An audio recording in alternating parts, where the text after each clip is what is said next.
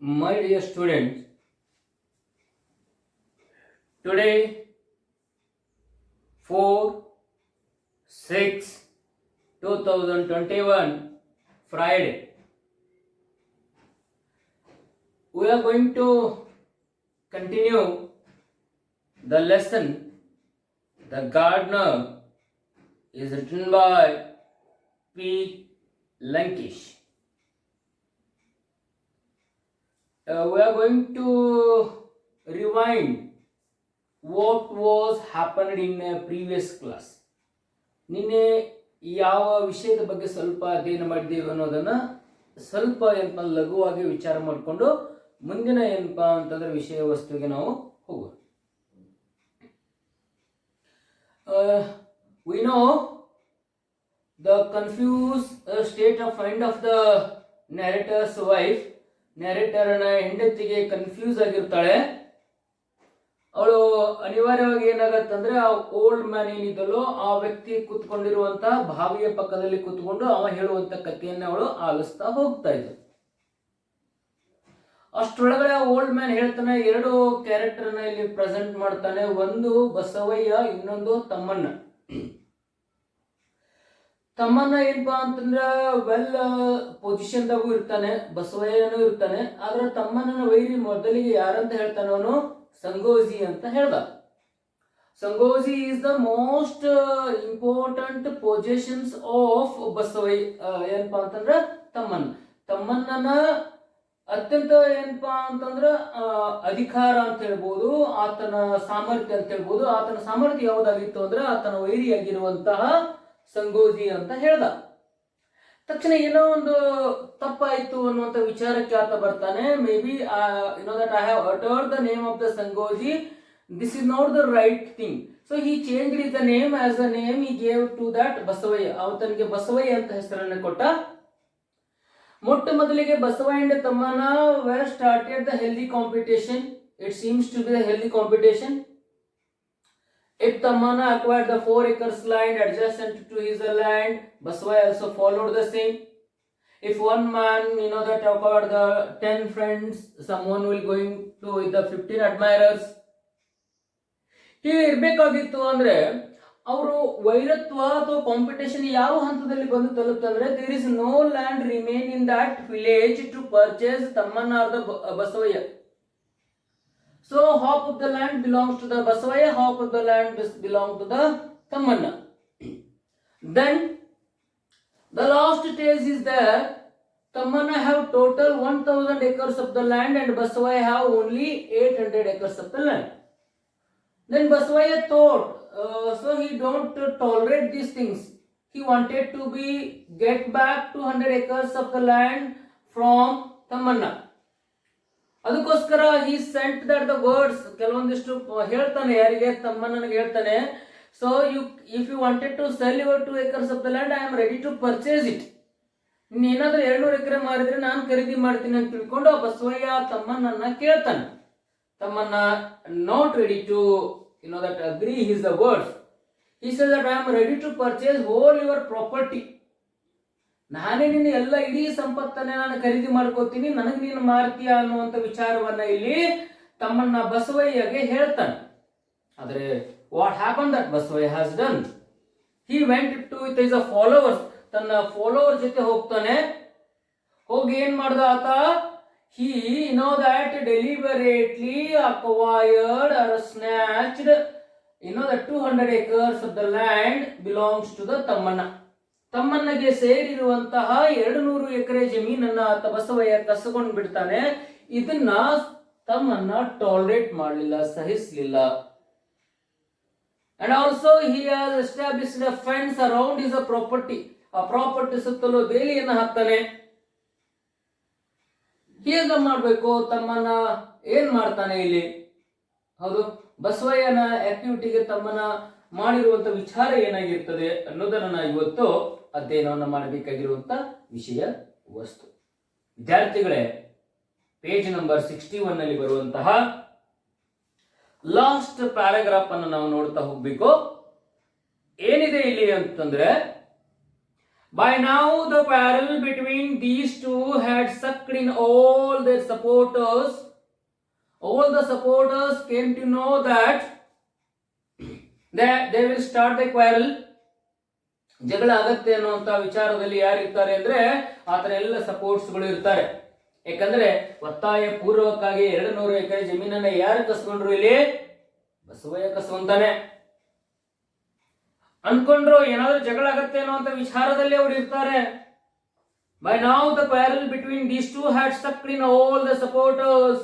Tamanna was advised by his supporters about the various means available for getting back his land. ತಮ್ಮನ್ನ 200 ಎಕರೆಯನ್ನ ಏನು ಕಳ್ಕೊಂಡಲ್ಲೋ ಆತನ supporters ಏನ್ ಮಾಡ್ತಾರೆ ಅಂದ್ರೆ ತಮ್ಮನಿಗೆ ಕೆಲವೊಂದಿಷ್ಟು ಸಲಹೆಗಳನ್ನ ಕೊಡ್ತಾರೆ. ಯಾವ ರೀತಿಯಾಗಿ ನಿಮ್ಮ 200 ಎಕರೆ ಜಮೀನನ್ನ ಆತನ ಕಡೆಯಿಂದ ವಾಪಸ್ ತೆಗೆದುಕೋಬೇಕು ಅಂತ. ಇದು ಸಹಜನೇ. ಯಾಕಂದ್ರೆ ಅವನಿಗೂ ಕೆಲವೊಂದಿಷ್ಟು ಜನ ಫಾಲೋವರ್ಸ್ ಇರ್ತಾರೆ, ಇವನಿಗೂ ಫಾಲೋವರ್ಸ್ ಇರೋರೆ. ಅವರು ಹಿಂದಿದ್ದವ್ರು ಏನ್ ಮಾಡ್ತಾರೆ? ಸುಮ್ಮನೆ ಕೊಡ್ತಾರೆ ಅಂದ್ರೆ ಹಿಂದಿದ್ದವ್ರ ಕೆಲಸನೇ ಇದೆ, ಏನು ಸಲಹೆ ಕೊಡು. ಅದು ಒಳ್ಳೇದು ಕೊಡ್ತಾರೋ ಕೆಟ್ಟದ್ದು ಕೊಡ್ತಾರೋ ಅದು ದೇವ್ರಿಗೆ ಹೆಚ್ಚಿನ ಮಾತು, ಹೌದಾ? ಈಗೇನ್ ಮಾಡ್ತಾನೆ ಅಂದ್ರೆ ಅವರು ಕೆಲವೊಂದಿಷ್ಟು ಸಲಹೆಗಳನ್ನ ಯಾರಿಗೆ ಹೇಳಿಕತ್ತಾರ? ಅವರು ತಮ್ಮನಿಗೆ ಹೇಳ್ತಾರೆ. ಸರ ನಮ್ಮ ಭೂಮಿಯನ್ನ ನಾವು ಹೆಂಗ್ ವಾಪಸ್ ತಗೋಬೇಕು ಅಂತ ಹೇಳಿ. ನೋಡ್ರಿ ಏನೇನು ಸಲಹೆಗಳಿದು. This is a question they are going to ask in our examinations. Okay, what were the suggestions given by Tamanna's supporters to Tamanna? ತಮ್ಮಣ್ಣನ ಬೆಂಬಲಿಗರು ತಮ್ಮಣ್ಣನಿಗೆ ಯಾವ ರೀತಿಯಾದಂತಹ ಸಲಹೆಗಳನ್ನ ಕೊಟ್ಟರು ಭೂಮಿಯನ್ನ ವಾಪಸ್ ಪಡೆಯುವಲ್ಲಿ? ಏನೇನು ಸಲಹೆ ಕೊಡ್ತಾರೆ ನೋಡ್ರಿ. Keep this things in your mind my dear students. There was the court of law. Sir, court of law case ಏನ್ ಮಾಡೋಣ? ನಾವು ಕೋರ್ಟಿಗೆ ಹಾಕೋಣ. ನಾವು ಒಂದು ವೇಳೆ ಈ ಕೇಸನ್ನ ನಾವೇನಾದ್ರೂ ಕೋರ್ಟಿಗೆ ಹಾಕಿದೀವಿ ಅಂತಂದ್ರ ಕೋರ್ಟ್ ಏನ್ ಮಾಡ್ತದೆ? ನ್ಯಾಯದ ಪರವಾಗಿ ತೀರ್ಪು ಕೊಡ್ತದೆ.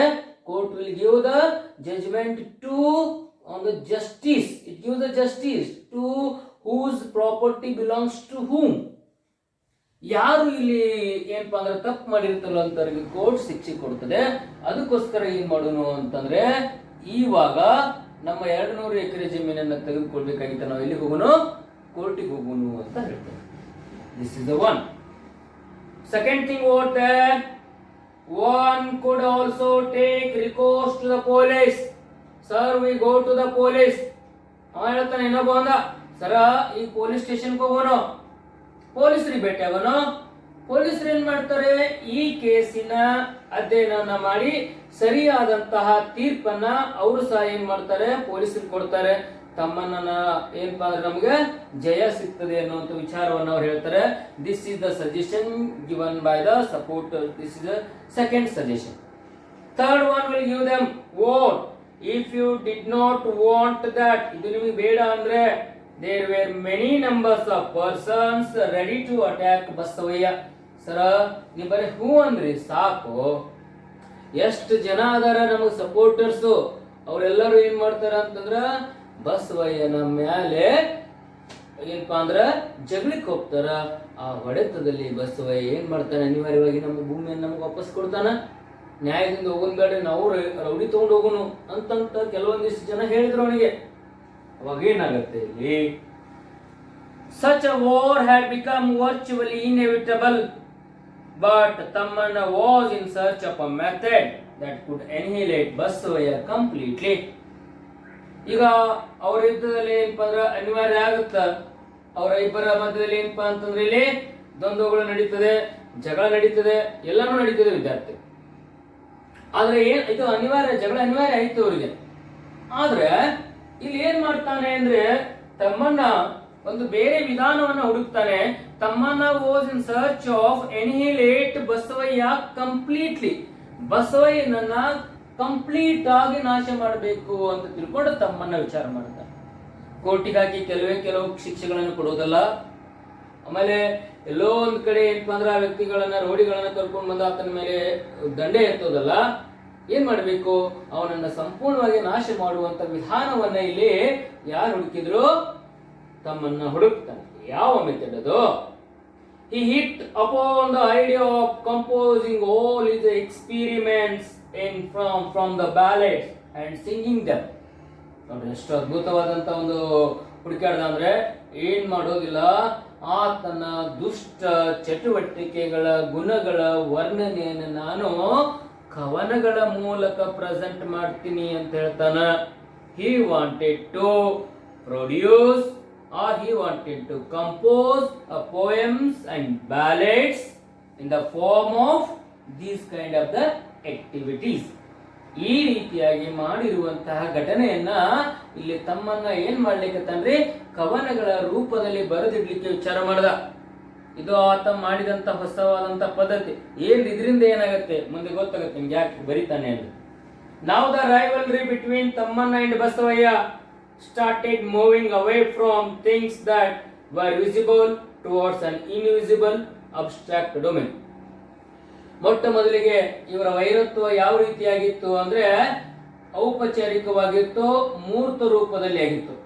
ಆದ್ರೆ ಇವಾಗ ವೈರತ್ವ ಅನೌಪಚಾರಿಕವಾಗಿ ನಡೀತದೆ, ಅಮೂರ್ತವಾಗಿ ನಡೀತದೆ. ಕಣ್ಣಿಗೆ ಕಾಣದ ಹಾಗೆ ವೈರತ್ವವನ್ನ ಇಲ್ಲಿ ತಮ್ಮನ್ನ ನಡೆಸಿಕೊಂಡು ಹೋಗ್ತಾನೆ ವಿದ್ಯಾರ್ಥಿಗಳೇ. ಕಣ್ಣಿಗೆ ಕಾಣೋದಿಲ್ಲ ಇಲ್ಲಿ ವೈರತ್ವ. ಆ ವೈರತ್ವ ಇಲ್ಲಿ ಏನಪ್ಪಾ ಅಂದ್ರ ಅದು ಅನಿಸ್ತದೆ, ಇಲ್ಲ ವೈರಿ ಮಾಡೋದ್ ಬಿಟ್ಟೇನೋ ತಮ್ಮನ್ನ ಅಂತ ಅನಿಸ್ತದೆ. ಆದ್ರೆ ತಮ್ಮನ್ನ ವೈರತ್ವ ಮಾಡ್ತಾನೆ, ಆದ್ರೆ ಕಣ್ಣಿಗೆ ಕಾಣೋದಿಲ್ಲ. ಯಾಕೆಂದ್ರೆ ಆತನ ಮೇಲೆ ಯಾವುದೇ ರೀತಿಯಾದಂತ ದೈಹಿಕವಾದಂತ ಆಕ್ರಮಣ ಮಾಡಲ್ಲ, ಫಿಸಿಕಲ್ ಅಟ್ಯಾಕ್ ಮಾಡಂಗಿಲ್ಲ. ಏನಂತ ವಿಚಾರ ಮಾಡ್ತಾನೆ, he wanted to hit in the mental, ಮಾನಸಿಕವಾಗಿ ಅವನನ್ನ ಕುಗ್ಗಿಸುವಂತ ವಿಚಾರಕ್ಕೆ ಯಾರು ಬಂದ್ರು ಇಲ್ಲಿ ತಮ್ಮನ್ನ ಬರ್ತಾನೆ. ತಮ್ಮನ್ನ ವಿಚಾರದಲ್ಲಿ ಬಂದು ಕವನಗಳ ರೂಪದಲ್ಲಿ ಬಸವಯ್ಯನ ಅನಿಷ್ಟ ಚಟುವಟಿಕೆಗಳನ್ನ, ದುಷ್ಟ ಚಟುವಟಿಕೆಗಳನ್ನ ಪದ್ಯ ರೂಪಗಳಲ್ಲಿ ಬರಿತಾ ಹೋದ. ಇದರಿಂದ ಏನಾಗತ್ತೆ ನೋಡಿ, ಇವಾಗ ಗೊತ್ತಾಗತ್ತೆ ನಮ್ಗೆ ಯಾಕೆ ಈ ರೀತಿಯಾದಂತ ವಿಚಾರವನ್ನ ಆತ ಕೈಗೊಂಡಿದ್ದ. ಹೇಳ್ತಾನೆ, Basavayya had no answer to this. ಬಸವಯ್ಯನಿಗೆ ಯಾವುದೇ ರೀತಿಯಾದಂತ ಉತ್ತರ ಕೊಡ್ಲಿಕ್ಕೆ ಆಗ್ಲೇ ಇಲ್ಲ. ಯಾಕೆ ಉತ್ತರ ಕೊಡಕ್ ಆಗಂಗಿಲ್ಲ ಇದಕ್ಕ ಅಂದ್ರೆ, ಏನಾದ್ರೂ ಆತ ಮಂದಿಯನ್ನು ತೆಗೆದುಕೊಂಡು ಅವನ ಮೇಲೆ ಜಗಳಕ್ಕೆ ಬಂದಿದ್ರೆ ಅವನು ಕೆಲವೊಂದಿಷ್ಟು ಮಂದಿ ಜೊತೆ ಹೋಗಿ ಜಗಳ ಮಾಡ್ತಿದ್ದ, ಹೊಡೆದಾಟ ನಡೀತಾ ಇತ್ತು. ಈತ ಯಾವುದೇ ರೀತಿ ಬಾಹ್ಯವಾಗಿ ಆತನಿಗೆ ಯಾವುದೇ ರೀತಿ ಗಾಯನ ಮಾಡ್ತಾ ಇಲ್ಲಲ್ರಿ ಯಾರೋ ತಮ್ಮನ್ನ. He also tried to sing, ಅವನು ಹಾಡಬೇಕಂತ ಮಾಡ್ದ, ಬಟ್ ಕುಡ್ ನಾಟ್. ಬಸವಯ್ಯ ನಾನು ತಮ್ಮನ ಗತ್ಲೆ ಹಾಡೇನು, ನಾನು ಅವನ ಬಗ್ಗೆ ಮಾತಾಡಿ ಹಾಡಿ ಹೇಳೋನು ಮಂದಿಗೆ ಅಂತಾನ್ರಿ. ಆದ್ರೆ ಬಸವಯ್ಯಾಗ ಹಾಡಕ್ ಬರಂಗಿಲ್ಲ. Okay, this is what you are going to be remember. He performed his agricultural task more diligently. ಹಾಡ್ಬೇಕಂತಂದ ಹಾಡ್ಲಿಕ್ಕೆ ಆಗಂಗಿಲ್ಲ.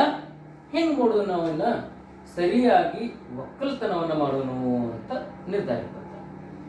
ಸರಿಯಾದಂತ ಒಕ್ಕಲತನವನ್ನ ಮಾಡುವಂತ ನಿರ್ಧಾರಕ್ಕೆ ಯಾರು ಬಂದ್ರು ಇಲ್ಲಿ ಅಂತಂದ್ರೆ Basavayya. He wanted to be, I would like to be a complete farmer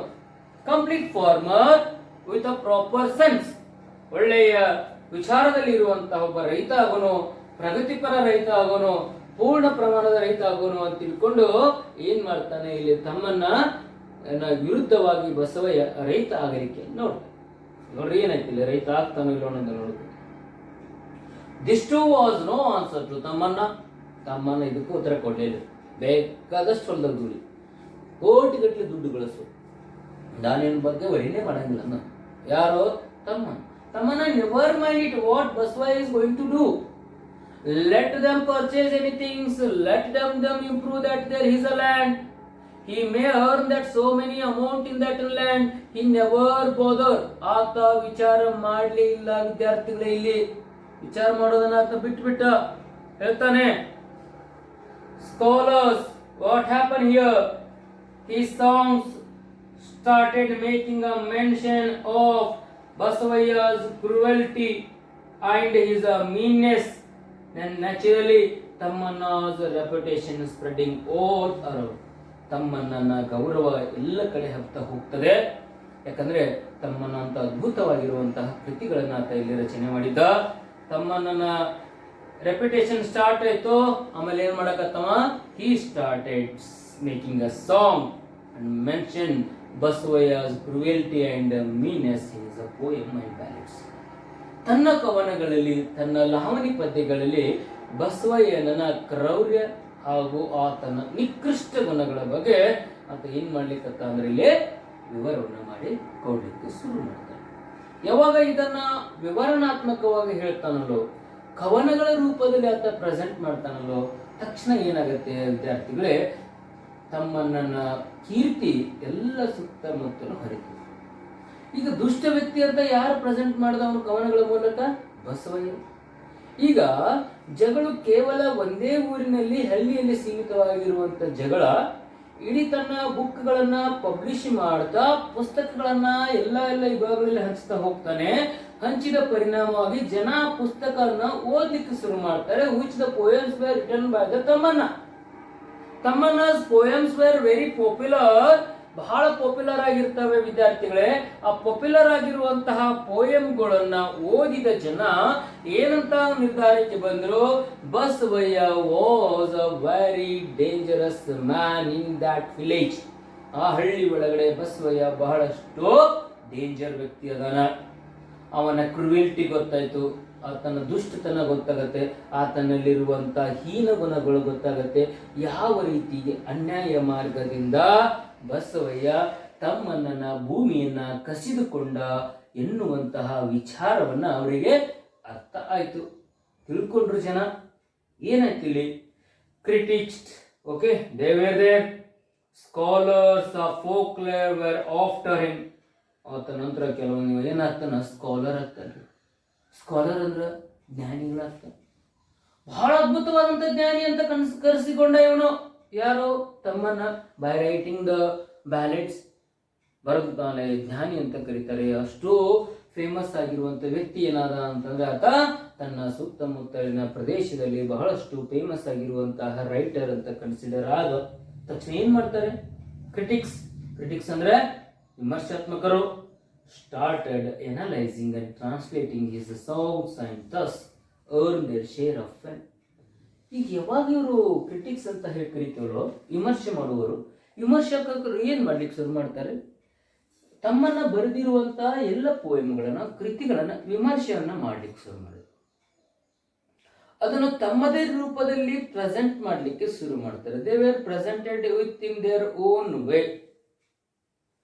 So these all critics were shedding a light on or throwing a light on the poems of ತಮ್ಮನ್ನ ಬರೆದಿರುವಂತ ಕವನಗಳ ಮೇಲೆ ಬೆಳಕನ್ನ ಚೆಲ್ಲುವಂತ ಕೆಲಸ ಯಾರು ಮಾಡಿದ್ರು? ಇಲ್ಲಿ ಕ್ರಿಟಿಕ್ಸ್ ಮಾಡ್ತಾರೆ, ವಿಮರ್ಶಾತ್ಮಕರು. ಎಷ್ಟು ಜನ ಒಂದು ಕೃತಿಯನ್ನು ವಿಮರ್ಶೆ ಮಾಡ್ತಾರಲ್ರಿ, ಆ ಕೃತಿ ಅಷ್ಟು ಉನ್ನತ ಮಟ್ಟಕ್ಕೆ ಇರುತ್ತೆ. ಆ ಕೃಷಿ ಪಾಪ್ಯುಲಾರಿಟಿ ಆಗೋದು ಯಾವಾಗ ಕೃತಿದು ಅಂದ್ರೆ, ಆ ಕೃತಿಯ ಪಾಪ್ಯುಲಾರಿಟಿ ಯಾವಾಗ ಆಗತ್ತಂದ್ರೆ ವಿಮರ್ಶಾತ್ಮಕರು ವಿಮರ್ಶಾತ್ಮಕವಾಗಿ ಆ ಕವನವನ್ನ ಬರೆದಾಗ. ಇದು ಬಹಳ ಖುಷಿ ಆಯ್ತು ಯಾರಿಗೆ? ತಮ್ಮನಿಗೆ. ತಮ್ಮನ್ನ ಕೃತಿಗಳು ದಿನದಿಂದ ದಿನಕ್ಕೆ ಏನಪ್ಪಾ ಅಂದ್ರ ಪಬ್ಲಿಕೇಶನ್ ಮಾಡೋದಷ್ಟಿರ್ಬೋದು, ಮಾರಾಟ ಜಾಸ್ತಿ ಆಗ್ಲಿಕ್ಕೆ ಶುರು ಮಾಡ್ತದೆ. ಗೌರವ ದಿನದಿಂದ ದಿನಕ್ಕೆ ಜಾಸ್ತಿ ಆಗ್ಲಿಕ್ಕೆ ಶುರು ಮಾಡ್ತದೆ. ಯಾರ ಗೌರವ ಜಾಸ್ತಿ ಐತೆ? ತಮ್ಮನ್ನ ಗೌರವ ಜಾಸ್ತಿ ಆಯ್ತು ವಿದ್ಯಾರ್ಥಿಗಳು. ಅವಾಗ ಹೇಳ್ತಾನ ನಾನು, critics started analysing and translating the songs thus consumed by their share of the fame. ಬರೀ ಕ್ರಿಟಿಕ್ ಮಾಡೋದಷ್ಟೇ ಅಲ್ಲ, ಕೆಲವೊಂದು ಜನ ಈ ತನ್ನ ಕೃತಿಗಳನ್ನ ಟ್ರಾನ್ಸ್ಲೇಟ್ ಮಾಡಿದ್ರು. ಟ್ರಾನ್ಸ್ಲೇಟ್ ಅಂದ್ರೆ ಭಾಷಾಂತರ.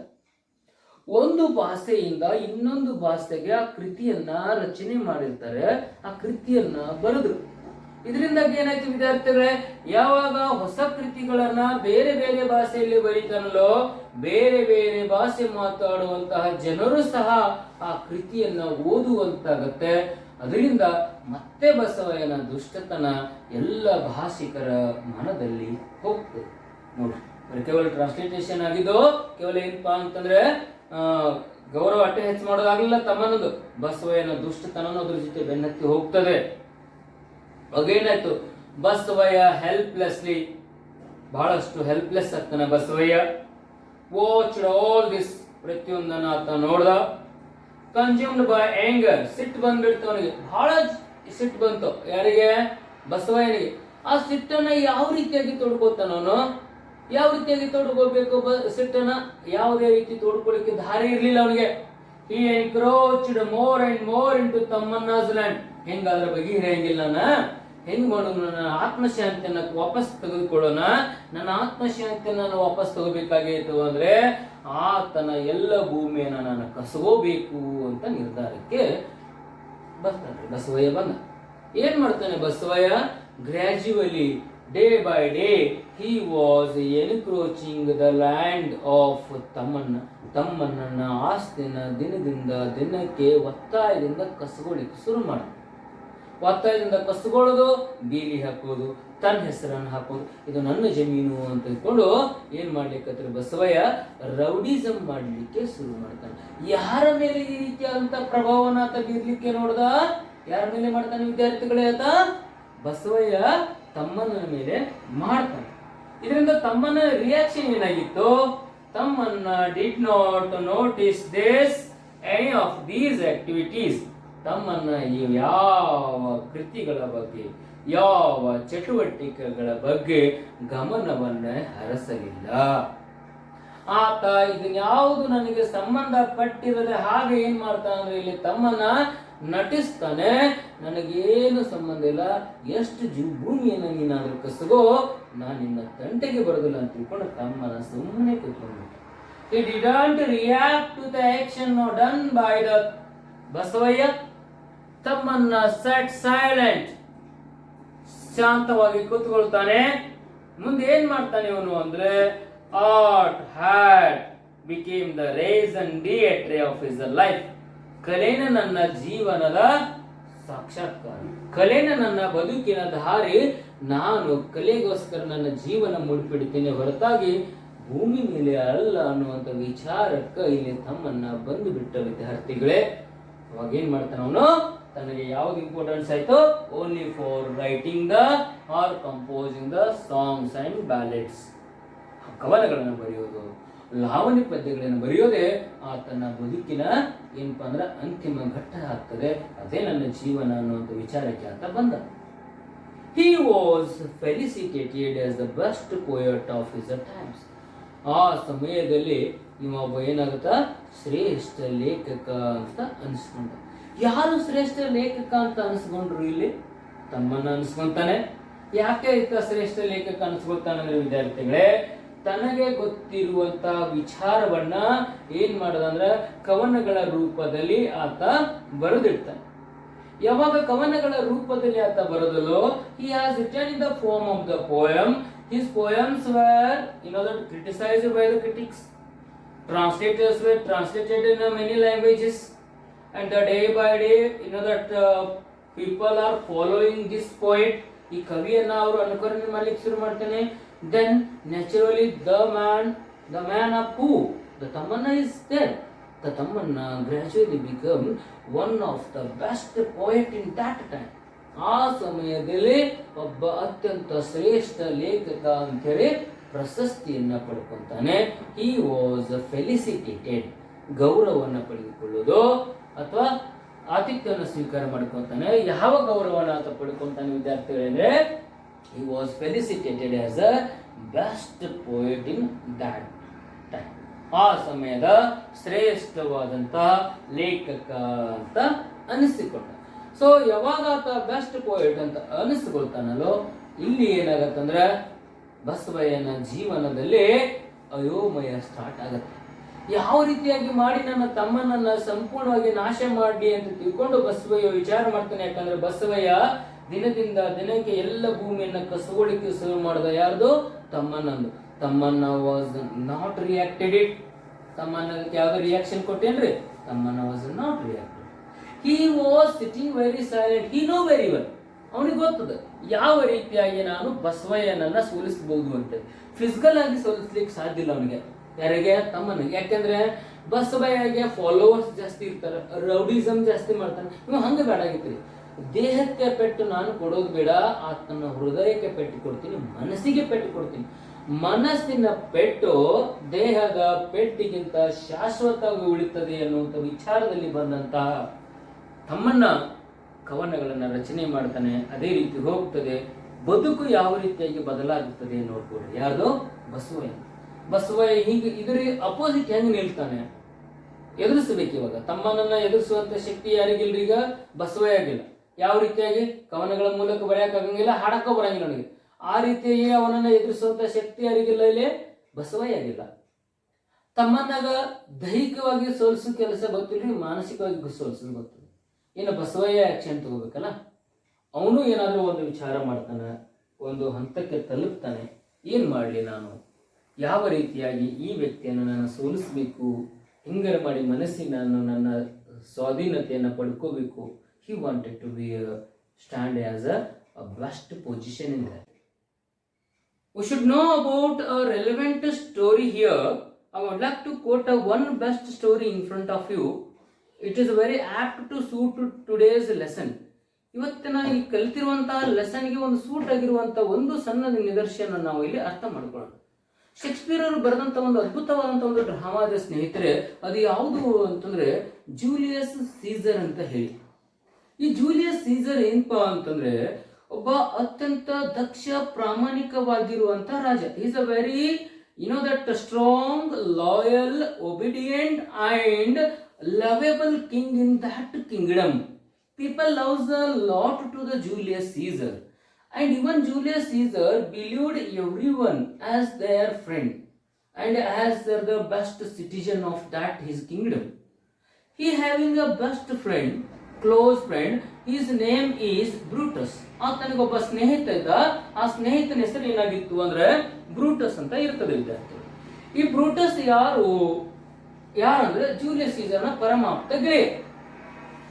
ಒಂದು ದಿನ ಏನಾಗತ್ತಂದ್ರೆ ಕೆಲವೊಂದಿಷ್ಟು ಸೀಸರ್ನ ವೈರಿಗಳು ಆತನ ಸ್ನೇಹಿತನಾದಂತಹ ಬ್ರೂಟಸ್ ನನ್ನ ಬಂದು ಮೀಟ್ ಆಗ್ತಾರೆ.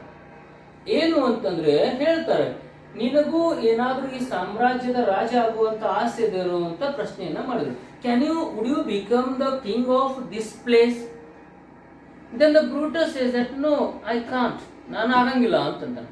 ವೈ? ಯಾಕಂದ್ರೆ my friend is king of this kingdom, how can I become that? ನನ್ನ ಗೆಳೆಯ ಈ ಸಾಮ್ರಾಜ್ಯ, ಈ ಪ್ರದೇಶದ ರಾಜನದಾನ, ನಾನ್ಯಾಕೆ ರಾಜ ಆಗ್ಲಿ ಅಂತಂದಾಗ ಅವರು ಆತನ ತಲೆಯನ್ನು ತುಂಬುತ್ತಾರೆ.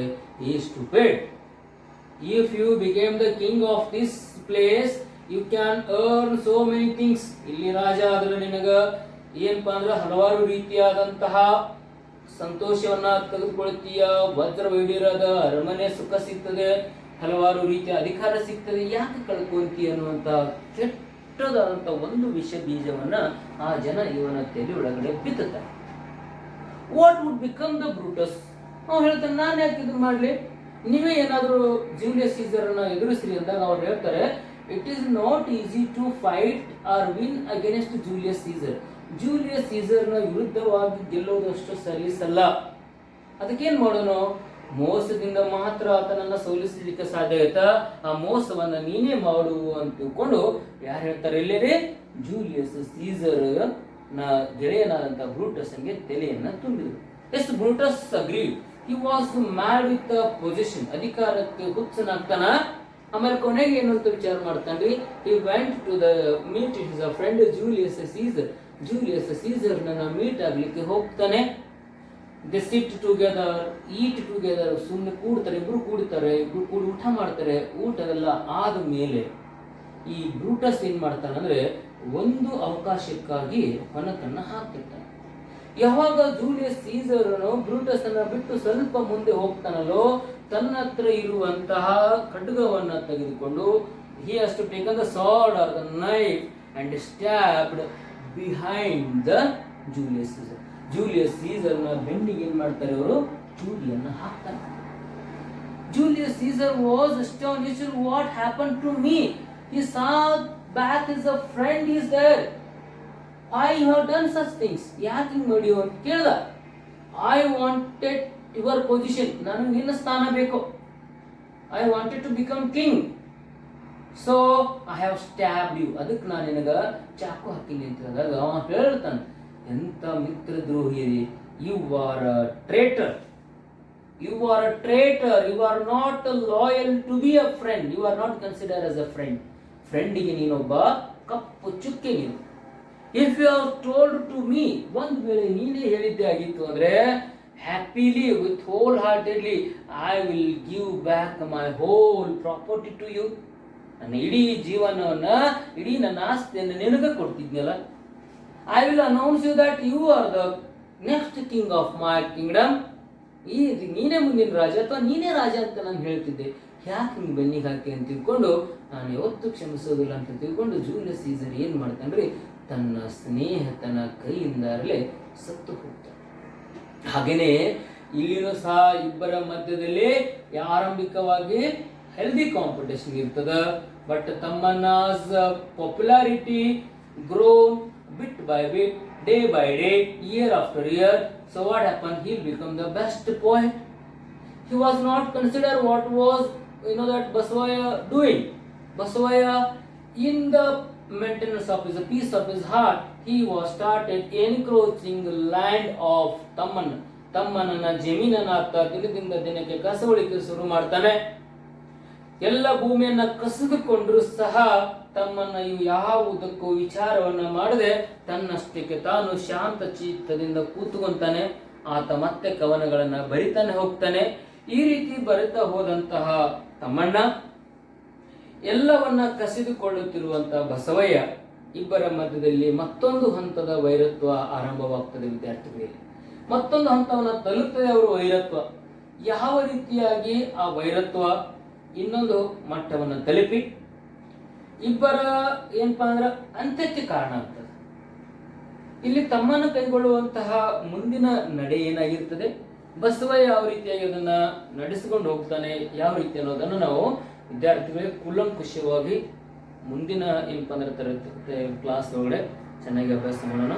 Until then, bye bye, see you. Okay, thank you.